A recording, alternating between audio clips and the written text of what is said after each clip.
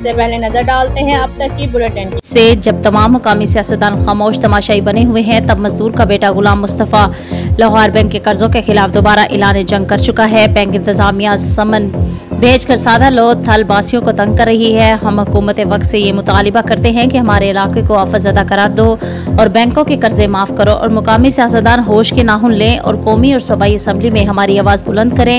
Police इंतजामिया से गुजारिश है कि मुतासिरा बंदे के खिलाफ कोई कानूनी कार्रवाई न करें, वरना एहतजाज पर मजबूर होंगे। मुतासिरा लोग हमसे लाजमी करें हमारा ये पैगाम तमाम दोस्तों तक पहुँचाए। मजदूर रहनुमा गुलाम मुस्तफा लाहौर का कहना है।